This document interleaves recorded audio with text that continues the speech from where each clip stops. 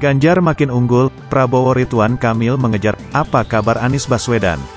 Dalam 3 bulan terakhir, Gubernur Jawa Tengah Ganjar Pranowo semakin unggul dalam bursa calon presiden, Capres. 2024, elektabilitas Ganjar terus meningkat, sementara itu Prabowo Subianto dan Ridwan Kamil kembali mengejar. Jika ditotal, ketiga figur tersebut menguasai lebih dari separuh dukungan publik.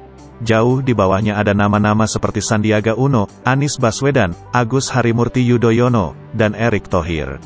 Ganjar makin unggul sebagai capres terkuat, tetapi Prabowo dan RK mengejar di belakang dengan dukungan signifikan.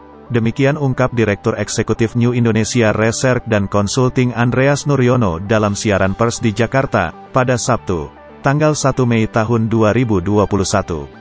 Elektabilitas Ganjar mencapai 20,3%, atau naik dari 18,4% pada survei bulan Februari tahun 2021.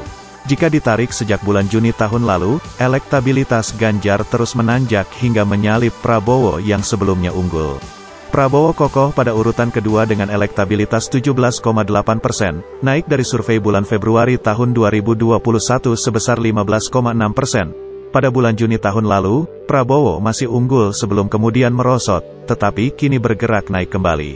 Pada urutan ketiga adalah RK dengan elektabilitas 15,5%, naik dari survei bulan Februari tahun 2021 sebesar 13,1%. Seperti halnya Ganjar, elektabilitas RK terus naik sejak survei bulan Juni tahun lalu. Ganjar, Prabowo, dan RK menjadi 3 tokoh paling kuat untuk dimajukan sebagai capres, jauh meninggalkan tokoh-tokoh yang lain. Jika ada 2 atau 3 pasang calon, ketiga tokoh itu diperkirakan akan dicalonkan, lanjut Andreas.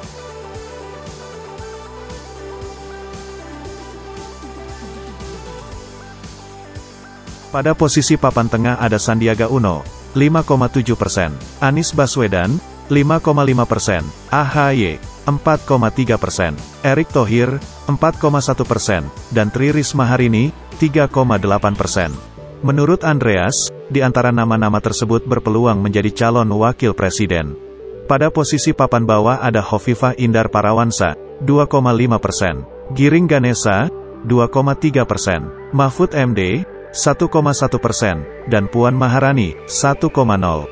Nama-nama lainnya masih di bawah 1%, dan tidak tahu atau tidak menjawab 13,3%.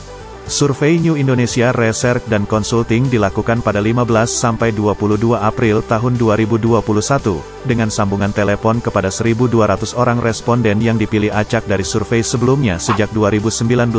Margin of error tanda kurang lebih 2,89%, tingkat kepercayaan 95%.